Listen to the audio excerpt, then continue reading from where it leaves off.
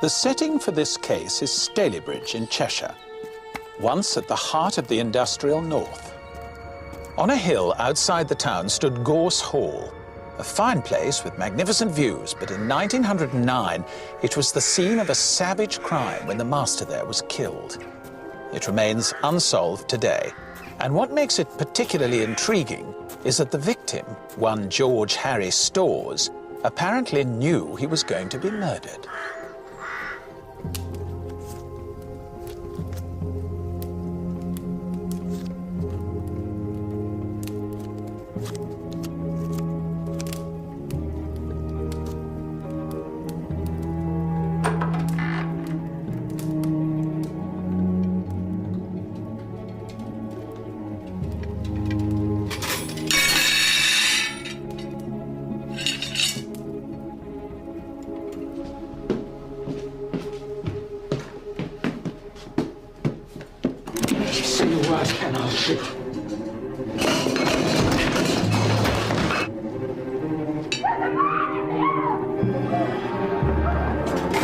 George, stay here. Don't go.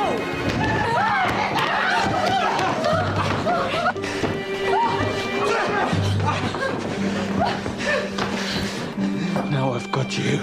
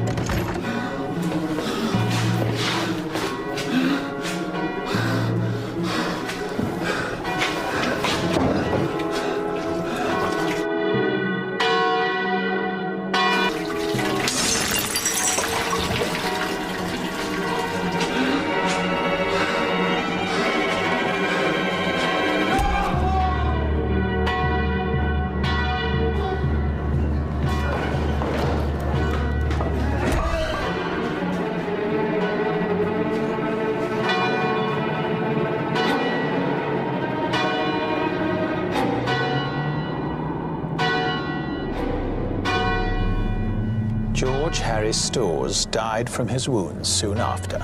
The police arrived, and the hunt for the mystery killer, or the hired assassin, duly began. I'd like you please to tell me what you said in the police station when you saw the defendant. There were two trials, which soon attracted widespread national coverage. First accused was Cornelius Howard, George Harry's cousin. Second was a local man, Mark Wilde, seen here being tried for his life. Oddly, both men had the same defense lawyer, the remarkable Edward Theophilus Nelson, one of the first West Indians called to the English bar. That one. But they were by no means the only suspects with motive and opportunity, even if they were the only ones the police cared to pursue. George Harry's wife looked every inch the stricken widow, dressed in deepest mourning. But what was the real story of her marriage? His elder brother received the news of George Harry's death remarkably easily. His greatest friend was rumoured to have fallen out with George Harry in the months leading up to his murder, while his wife could barely bring herself to say his name. The case duly collapsed. There were to be no more trials. It was clear that George Harry's death would go unavenged. His assassin had simply disappeared into that misty night.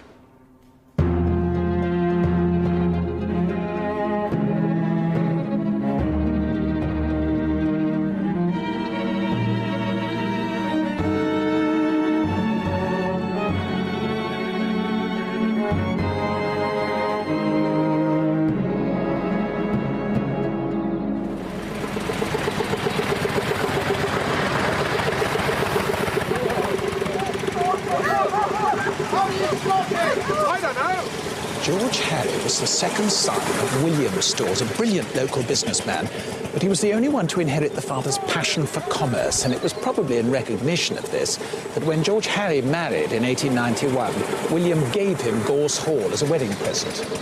From here, there was a magnificent view of Stalybridge and of the Aqueduct Mill, the heart of George Harry's empire when cotton was still king. It was also here, 5 years before the events you've just witnessed, that George Harry embarked on his greatest and, as it would turn out, final professional gamble.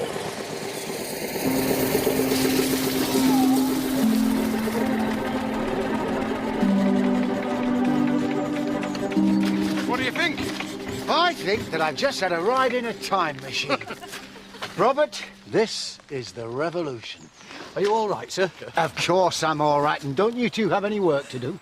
Worrell, you will get a motor car as soon as you can, won't you? I wish I could, sir. Eliza? I'd marry one if it was legal. Good for you. See? So, you're going to keep it then? No, I don't want to buy one. I want to make them, and if I can't, then I shall invest in somebody who can. Hello, James. I didn't know you were coming. I was in the Liverpool Club. Fellow said he'd seen the car arrive, but I'd come up and take a look. Robert? I wouldn't if I were you. Hands covered in grease. Come inside and clean up. No. I'll let you and James get on. Robert? See you tonight. Looking forward to it. Hear you from the bottom of the driveway. Well, this town could do with a wake-up. George Harry was no gradgrind. He was always more interested in the future than the past, and he'd already expanded into building and manufacturing. But he did have one great sorrow. The marriage to Maggie Middleton, his older and socially superior wife, had produced no children. Hello, James. You had a turn in the motor car? I've no intention of going anywhere near it. How are the children? Well, thank you. James, his eldest son, inherited the main estate as well as more of the business than some thought he deserved. But the real source of tension within the family was that he and his wife had 9 children, when Maggie was barren. Oh, you must excuse me, James. I'm sure you and George Harry would like to talk.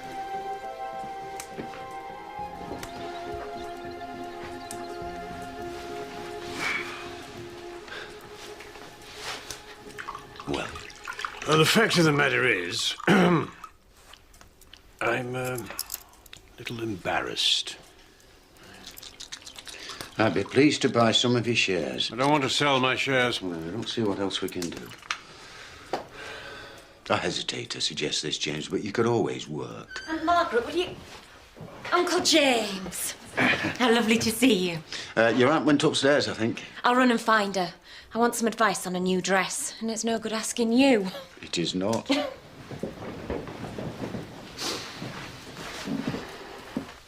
Marian's in good form. I dread to think what the house will be like without her. She's a nice girl. But I hope you remember she's not blood, George Harry. If you mean by that I have no child of my own, nobody knows that better than I do. I don't suppose you want my advice about this motor car idea. Perhaps you'll let me give you some advice. Stick to what you know and don't meddle in things that you don't understand. It'll make us both richer in the long run. It depends. The blue makes you look more serious than the rose. Then without question, I shall have the rose. The last thing I want is for a man to think me serious. Anything less likely to result in a proposal I cannot imagine. You don't have a very high opinion of men. Oh, I think men fun-loving creatures, it's true. But I don't dislike them for it.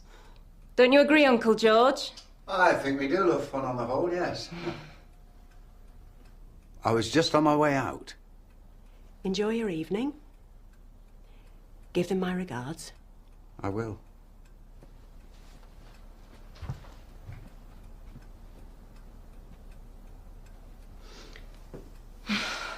I have the name, thank you, of the agent in America.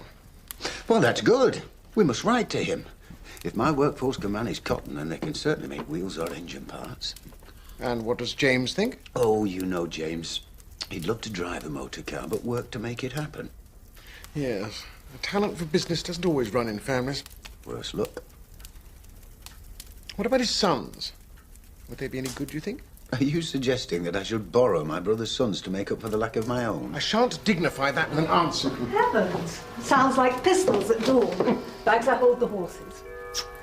Meanwhile, to get your strength up for the test, come and have some dinner.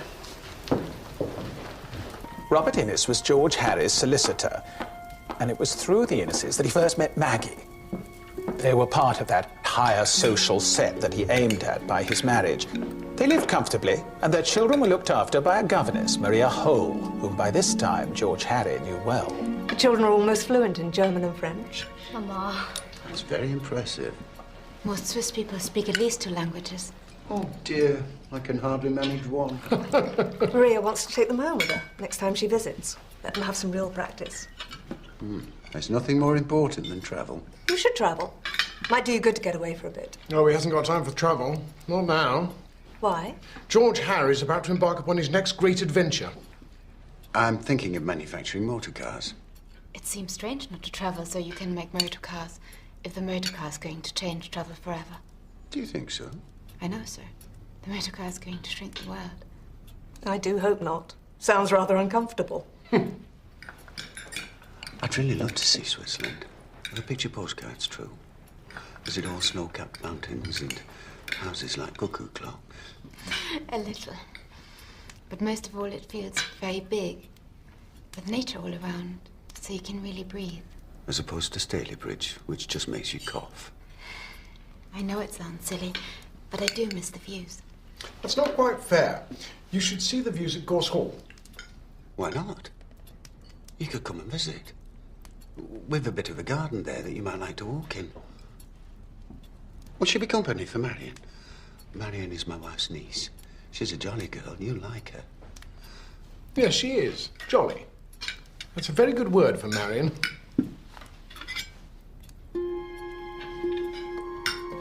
Maria Hohl was a pastor's daughter. She was well educated and bright, but the role of governess was more or less the only one open to a middle-class woman with no income, and it was never easy.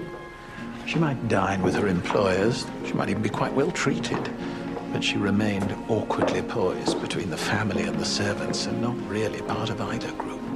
See you tomorrow.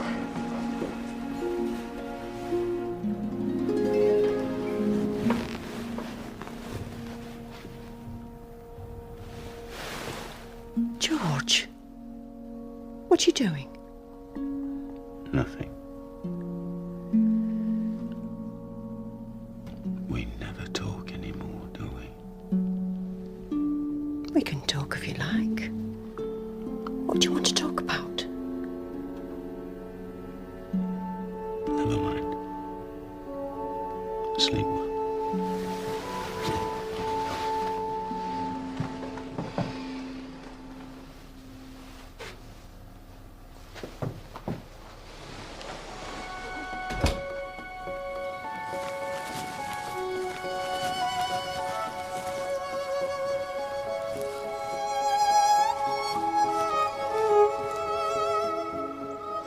Mr. Storrs, Miss Hohl? I hope you don't mind, but Not at all. the children have gone to visit their aunt. I don't issue invitations unless I mean them. I can't remember the name of it in English. Oh, I haven't the first idea, I'm afraid.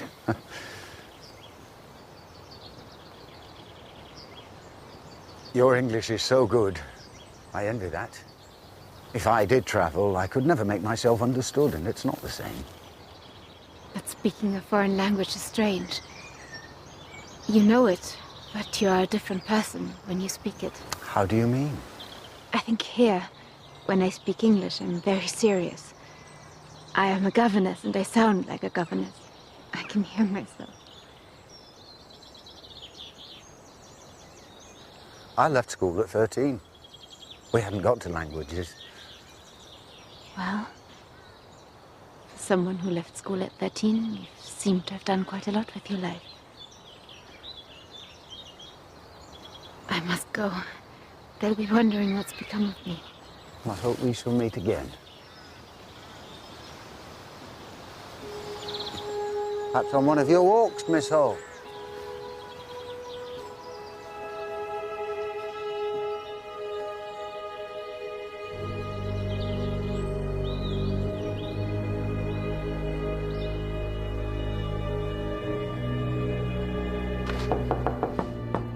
Come in.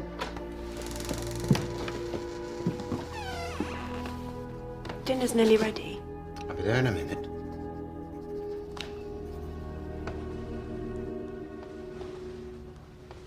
Did you see anyone today? No. Nobody out of the ordinary. Would you like to look at these? They're my first thoughts on the motor car venture. I wouldn't know what to make of them. Whenever you're ready.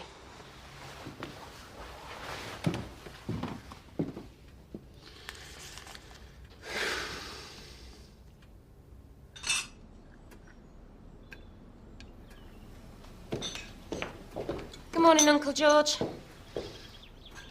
Good morning.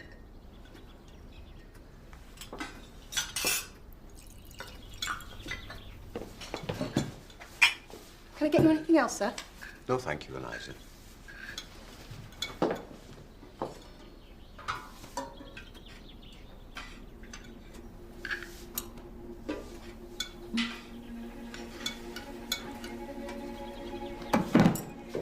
Are you all right, Uncle George?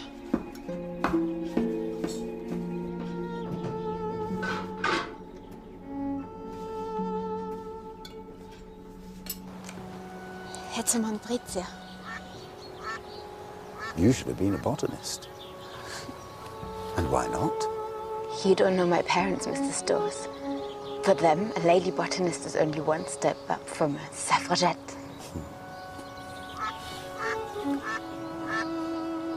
Do you miss your family? Of course I do. No, of course about it for me, I'm afraid. I don't think I'd miss mine very much. Well, I do miss them. Especially my youngest brother, John, my baby. Why do you call him that? It's how I think of him. My mother had 9 children, Mr. Storrs. And there's a limit to what one person can do. So I used to look after him when we were younger. He trained me for my job, really. Now, when I'm lonely, he's the one I miss most. You once said that when you spoke English, you didn't feel like your true self. Yes. I was wondering, do you feel like your true self when you talk to me? Because I certainly feel like my true self when I talk to you. In fact, I don't think I felt more like myself in 20 years, and I shouldn't like you to be lonely. I shouldn't like you to do.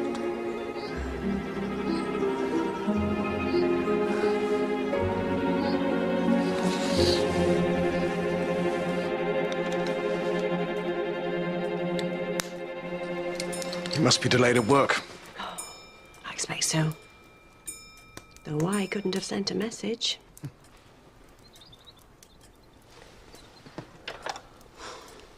That's very pretty. Is it a cushion? It's a kneeler for the church. Oh, how splendid.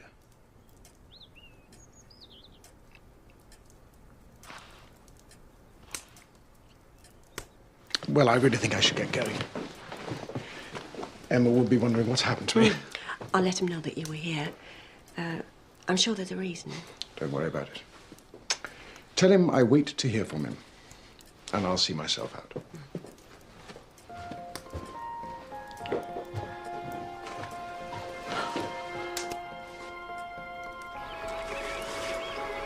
I'm afraid I've let you down. I've let myself down. You don't want to hear this, but I can't be sorry. How can I be sorry when I can't ever remember feeling happy? What we've done was stupid and wrong.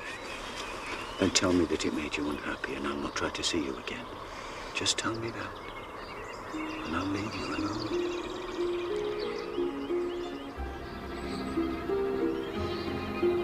I can't. Of course, the situation was hopeless. Guilt-ridden for Maria, dangerous for George Harry. But the fact remains they were deeply in love, perhaps for the first time in either of their lives. What was that governess doing here the other day? What governess? The Swiss woman who works for the Inneses. She was walking in the gardens down by the copse a couple of days ago. I don't know anything about it. I told her she could come and walk here if she wanted to. You should have said. I didn't think it was important.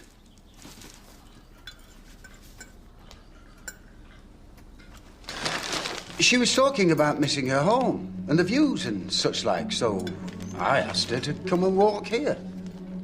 Why? Have you any objections? Of course not. Heaven knows it costs enough to keep it all going. I suppose even you won't mind if somebody enjoys it once in a while. I don't think anybody... I'm going to the mill. Remember James is coming this evening? I know. Only you forgot Robert was here. A couple of days ago.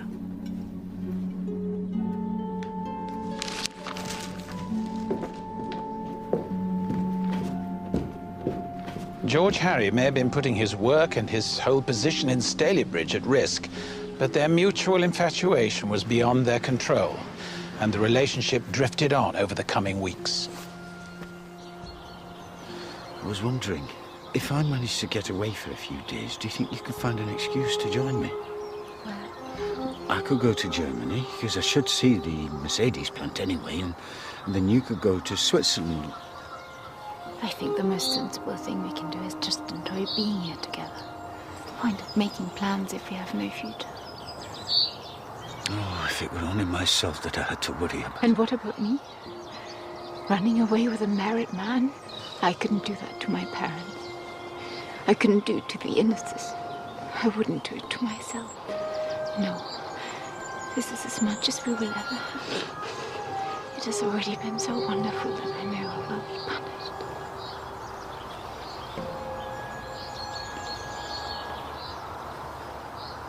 Are you listening to me? There's no point in my beating about the bush.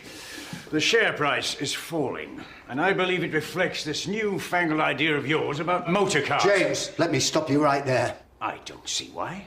I am a partner in the firm. I have a right. What right?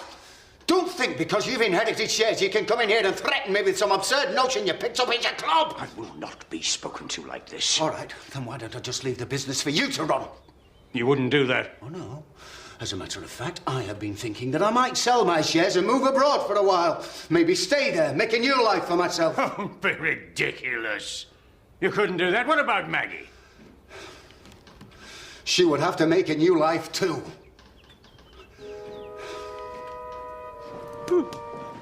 There you are. How did you get on? Not too badly. I found the gloves and ordered the boots. And what about that? Nothing I'd be caught dead in.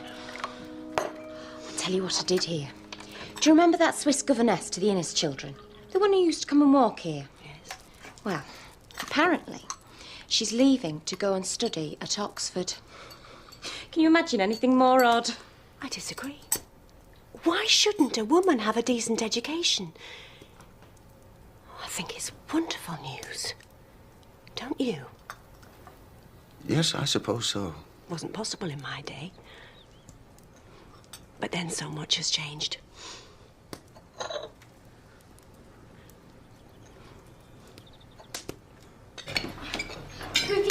No! George, we didn't expect you. I'm sorry to push in like this, but I remembered something I should have told Robert about the hospital contract. Well, never mind that now. Can we persuade you to some dinner? Are you sure? Of course. Come sit next to me, Henry. Move down a little. Come on. There we go. We were just talking about whether we should give in to the children and get a dog. And of course, everyone knows it's going to be Emma and I that are going to have to look after the thing. No, it wouldn't. I hear you're going to Oxford, Miss Hohl. Yes, that's right. This all seems rather sudden. She's only just decided. We were quite surprised, too. When are you leaving? In a few days. She's just like you, George. When she makes her mind up, that's it.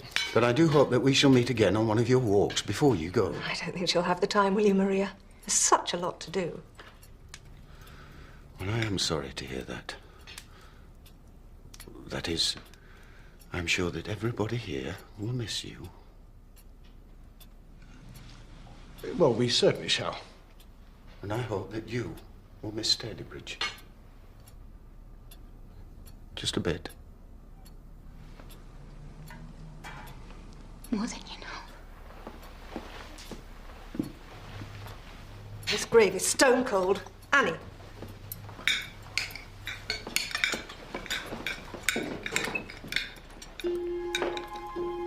Women undergraduates were still a novelty.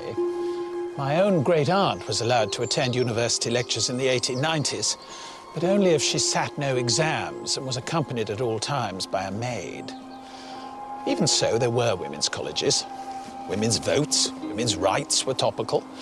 Maria's decision wasn't so extraordinary. It's the suddenness of it that's hard to account for. Perhaps Emma Innes thought it was time for her to make a clean break. With unfortunate timing, it was at this moment that George Harry's cousin, Cornelius Howard, emerged from the woodwork, hand held out in search of a favour. But if it's Uncle George's cousin, why don't we know him? He's been serving in India for years. Is he an officer? Non-commissioned. And he's out of the army now. He is quite nice looking. And his father was a butcher. Uncle George's brother was a butcher. His aunt's husband was a butcher. And as far as I'm aware, it's not yet a crime. This sort of disparity in families wasn't unusual in the highly mobile world of the late Victorians. William Storrs had founded a fortune. His sister married a pork butcher. As a result, their sons were born under very different stars. Cornelius Howard drifted into the army after a career as a petty criminal. He made bombardier, but he left the army shortly after the death of his father. He saw cousin George as his one link to rank and money, and he meant to make serious use of him. I'd love to go to India. How do you know you'd like it? Well, it's got to be more interesting than Stalybridge. Well, I don't know. There are some things about Stalybridge that interest me very much. We've got a visitor. Cousin George. Cousin James suggested I pay you a visit. You're most welcome.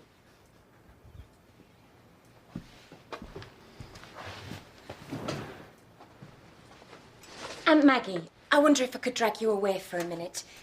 There's something upstairs I want to show you. Of course.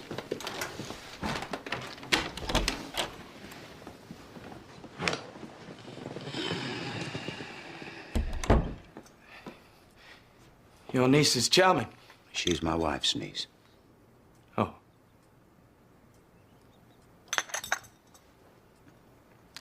So you've left the army, then? Yes. And what are you going to do now? I hoped you might be able to give me some advice. Advice or help? I don't have much family, Cousin George, especially now my father's dead. Of course, you don't know me, but... You worked in your father's shop, didn't you? Yes. Well, what's wrong with that? Everyone has to eat. Maybe, but... Well, I'd like to try some other business, and Cousin James said... What do you know about business? I can do accounts. I was battery pay sergeant for the Royal Field Artillery. Well, that should serve you well round here. There are plenty of new companies who might need an accountant. It's a boom time. Is there any possibility... Couldn't you find something for me, Cousin George? I'm afraid I don't care to mix family with business.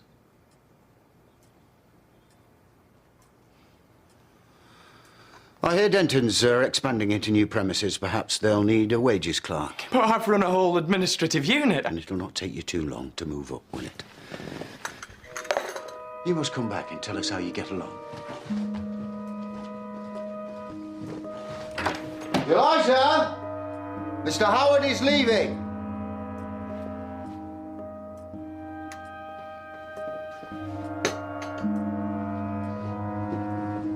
Good luck with your search.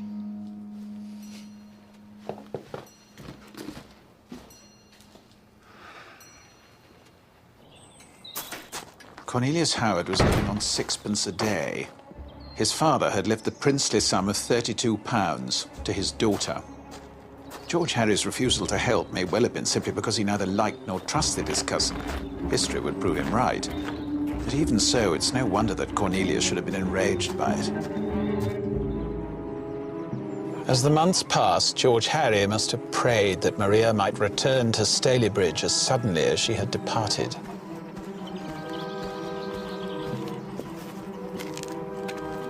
Maria? What's going on? I'm ever so sorry, Master. I know you. You used to work here on the roof and you gave up your job. If I did? That's enough of your impertinence. And how dare you two come here! How dare you! How dare you!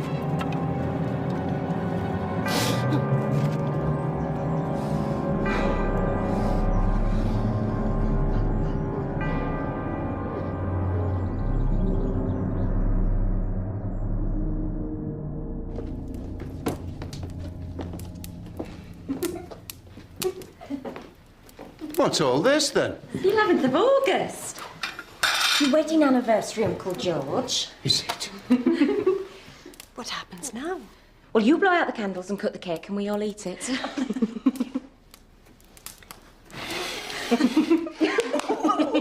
What a feat.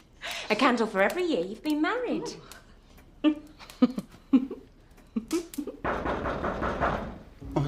Double? I'll go, sir.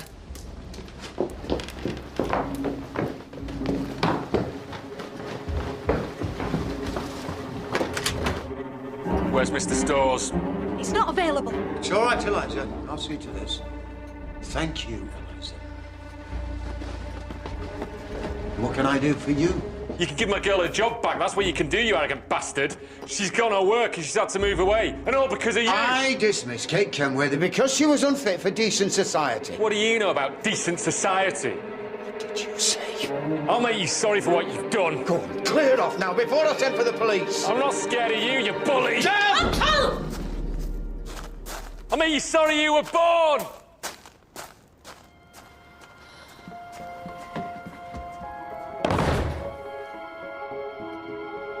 In January 1907, 8 months after she'd left, Maria Hohl came back to Stalybridge. Her return was as unexpected as her departure.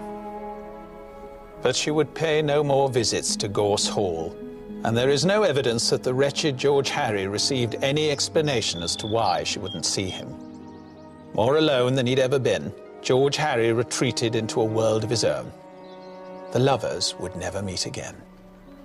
On the evening of the 7th of February, 1907, Maria Hohl sat down to write her final goodbyes. Do not expect me back tonight. Nobody is to blame, only myself. It is heartrending to leave you all. Please console my poor parents and accept the heartfelt thanks of a miserable sinner.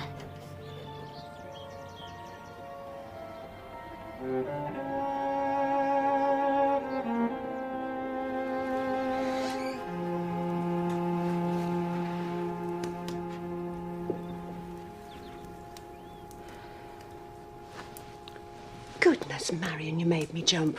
I didn't hear you come in. I ran into one of the Innes's servants in town. Maria Hohl has gone missing.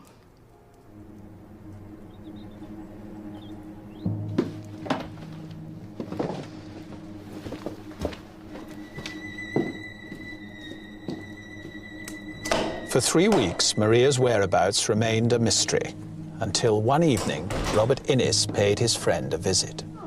Robert, won't you come in? No, thank you. I require a quick word with George. Robert?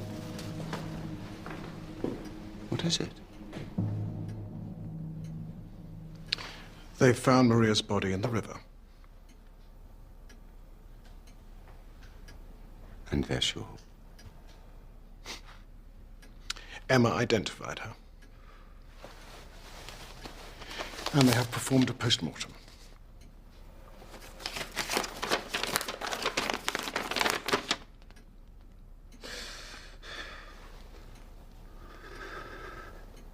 Is this? I do not wish to discuss it. I wanted you to know the facts. That's all. Or rather, you to know that we now know. You'll understand you're not welcome at the funeral. Robert. Or at my house.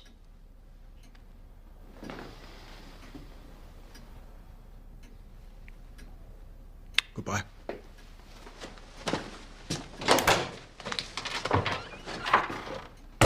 Maria Hohl was laid to rest in the Innes family vault. The verdict of the inquest was that she had taken her own life in a fit of insanity, which comfortably obviated the need to investigate her depression.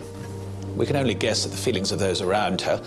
Robert Innes soon quarrelled with George Harry, but as for Maria's father, we can't say exactly what he knew, only that his grief was terrible. Later, he would bring his family to England on a pilgrimage to visit the place where his beloved daughter met her end. Pastor Hall. Who wants him? My name is Storrs, George Harry Storrs. Got him. I knew your sister. We are aware of who you are, Mr. Storrs. Will you please leave us? George Harry, what the hell do you think you're doing? I just wanted to... Mr. Storrs! You've done enough.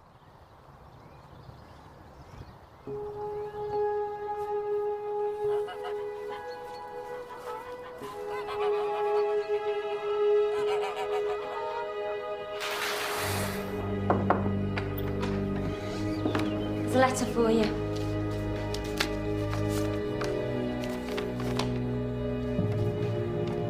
Did you see who brought this? I didn't see. Thank you, Marion.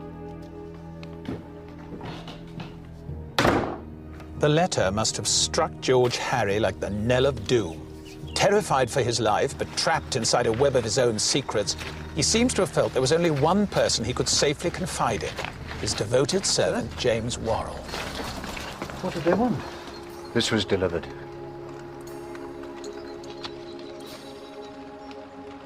My God. When did it arrive? Sometime yesterday. What did they say? They need more information. That's ridiculous. He said that people who write letters like this have no intention of carrying out any threat. They just want to frighten you. Well, I should think they've done that all right. Can't they offer some protection? To reassure his master, Worrell agreed to make regular patrols of the grounds at Gorse Hall. What are you doing here? This is private property, and we don't tolerate poaching. Around this time, there were reported sightings of strangers in the area, a fact that Worrell decided to keep from George Harry, presumably in a misguided attempt to protect him.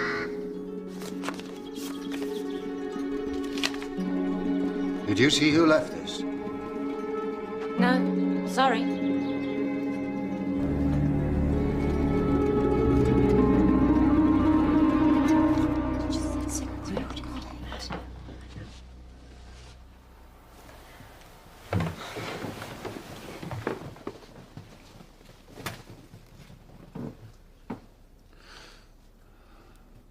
You look nice. Thank you. Maggie, you do know that I'm very grateful to you, don't you? I can't think why. If anything should happen, I shouldn't like you to think that I don't appreciate everything that you've ever done for me. Everything but make you happy. That isn't your fault.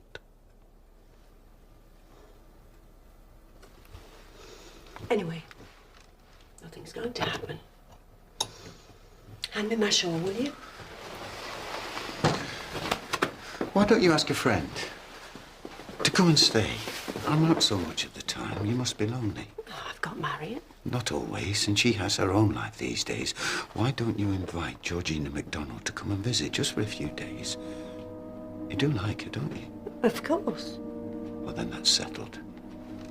I'll see you downstairs.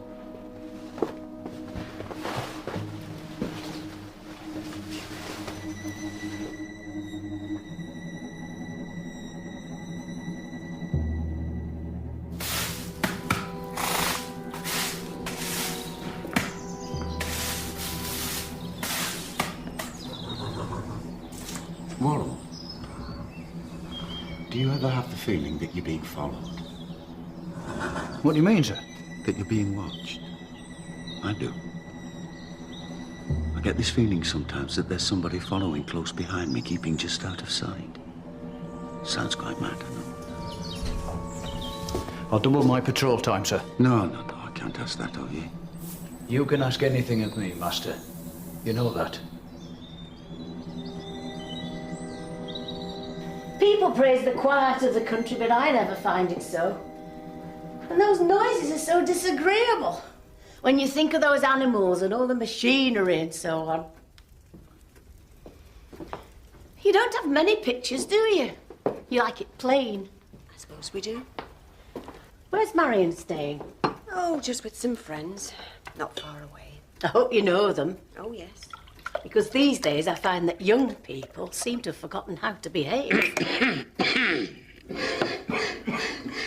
You're not well, Mr. Storrs. That's quite a nasty cough.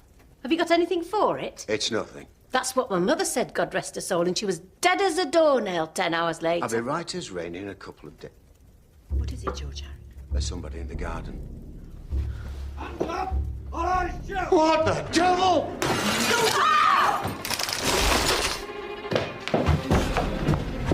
What's that noise? Eliza, don't get worried. Should she be doing that? It's all right, he's gone. I heard him run off. You all right, Mrs. MacDonald? Thanks to this curious incident, the authorities were finally persuaded to listen. It was agreed that constables would patrol the grounds at night, and as an extra precaution, a bell was installed on the roof to be rung in times of danger. Whatever the police might make of the threats, it was clear that George Harry was taking them very seriously indeed.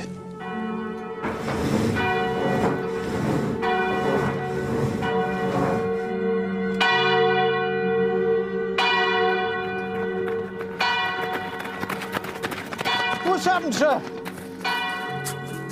I thought I'd run a test. Well, you never said. I was scared witless. Well, that's the whole point of a test, isn't it? Gentlemen, I'm very impressed with the speed of your response. Happily for me, this was a false alarm. George Harry's false alarm was long remembered in Stalybridge. One child describing years later how he felt he had been woken by the clappers of doom. It was probably self-defeating. 3 days later, all the constables were needed to protect the polls of a local election. And perhaps in revenge for this pointless exercise, or for whatever reason, the senior officer decided not to warn the Storrs that there would be no one available to patrol Gorse Hall that night.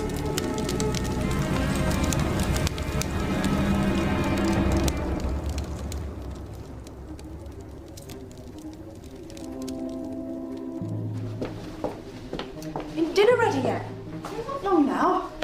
Just got to fetch the milk from the cellar.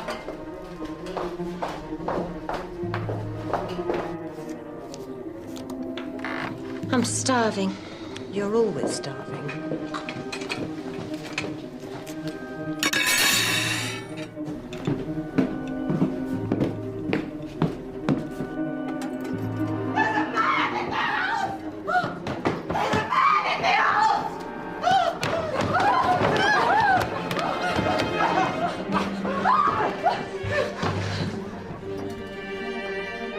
Now I've got you. No! Ring the bell! Someone ring the bell! I'll go get help!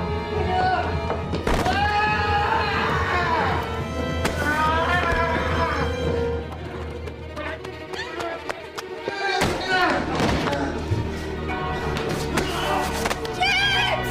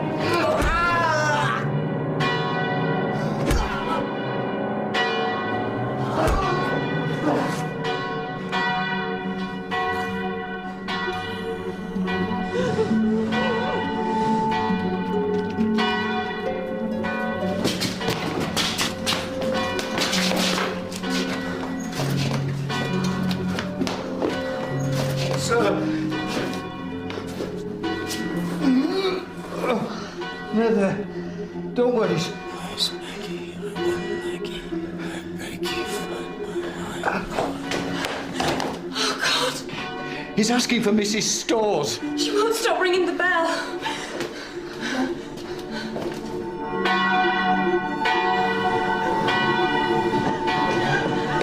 He's asking for you.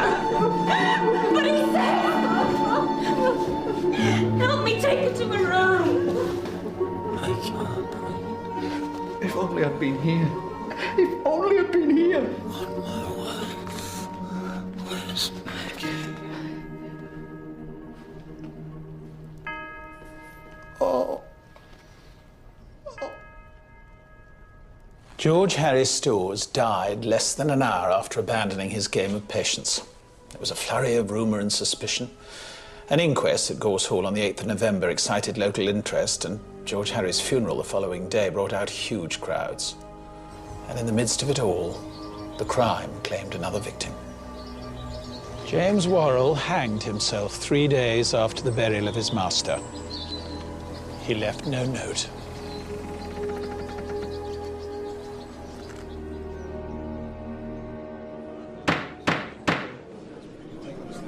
So the question remains, who did kill George Harry Storrs?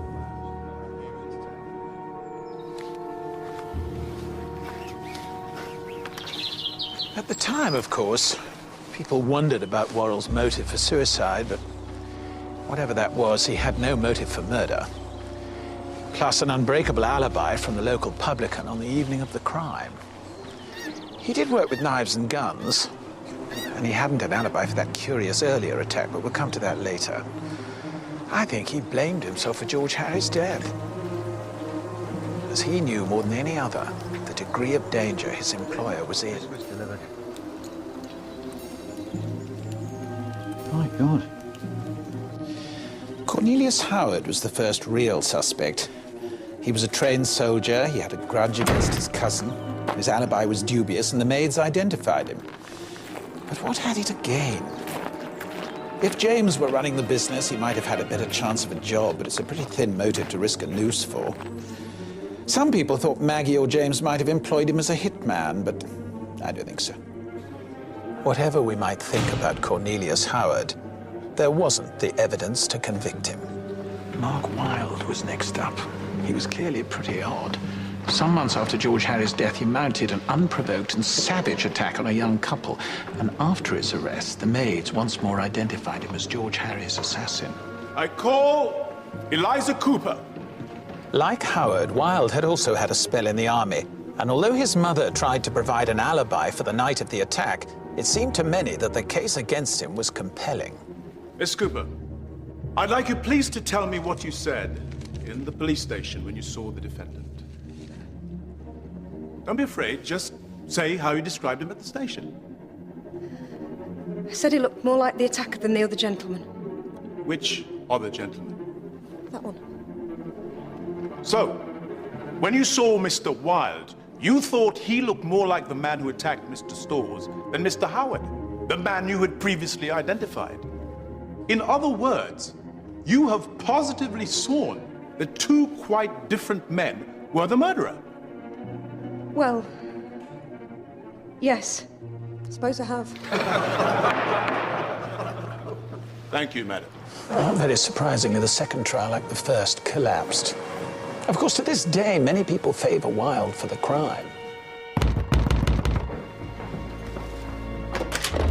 His mood swings may have been symptoms of syphilis. His face bore the scars of it, and he was unquestionably violent.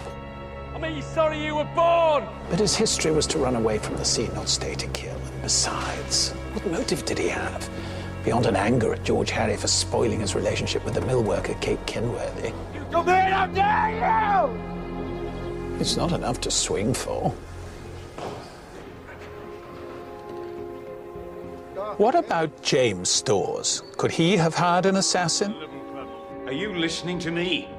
There's no point. Whilst their relationship was at best cool, James never showed any desire to run the family business. He simply wanted to live off the profits that George Harry had worked so hard for. Why don't I just leave the business for you to run then? The truth is, James had nothing to gain from the death of his brother. So who was the murderer? George Harry Storrs was in a loveless, childless marriage when he met and I think quite genuinely fell in love with Maria Hohl. But any future together was impossible. Perhaps it was the very hopelessness of their situation which made them lovers, with its attendant risks of conception. I hear you're going to Oxford, Miss Hohl. Yes, that's right. I would say without any question that Maria went to Oxford to give birth.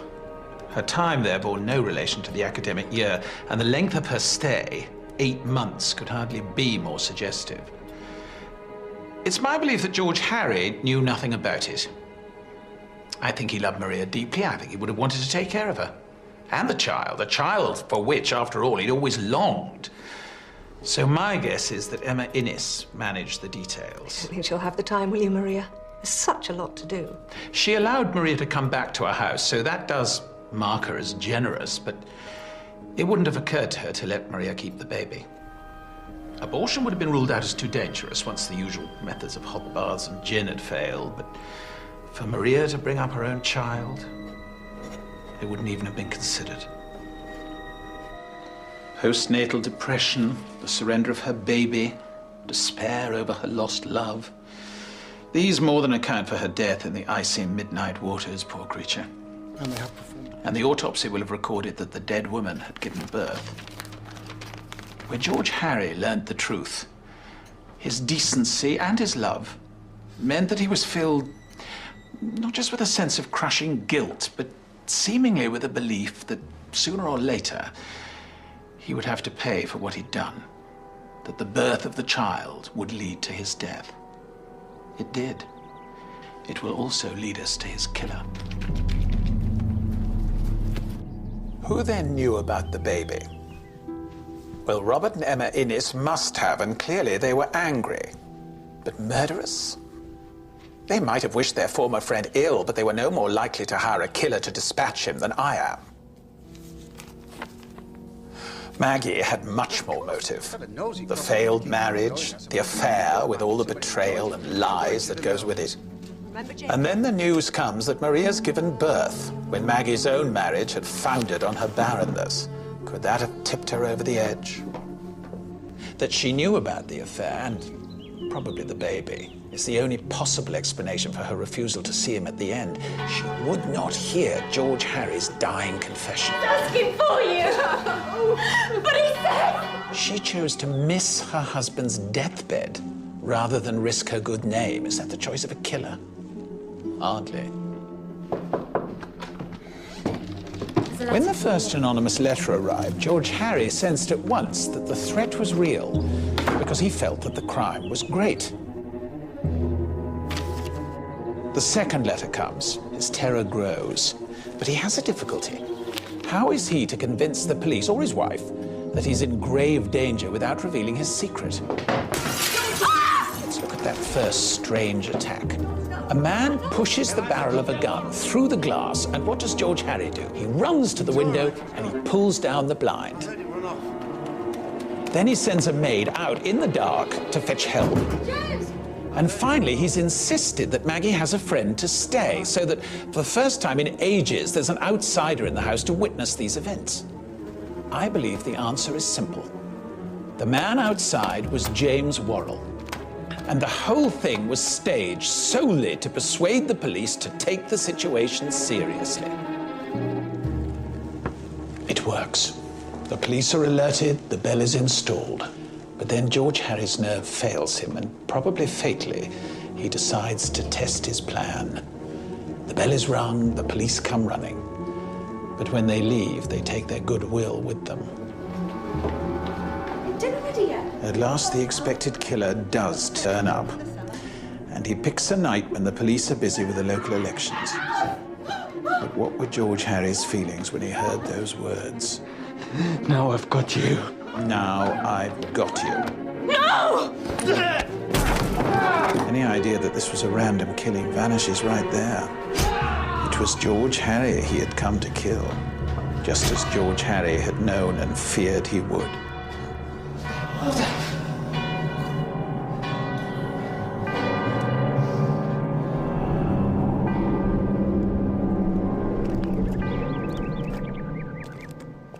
While I have no doubt that Maria Hohl's suicide was the motive, obviously one has to guess a bit as to the exact identity of her avenger.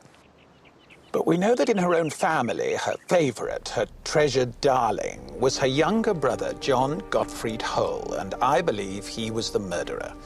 After all, he had to grow up watching his father lose everything, his family disintegrate, and all because Maria had met a man called George Harry Storrs. You have done enough. What are you doing here? I am fairly sure that John Gottfried came to Gorse Hall intent on vengeance.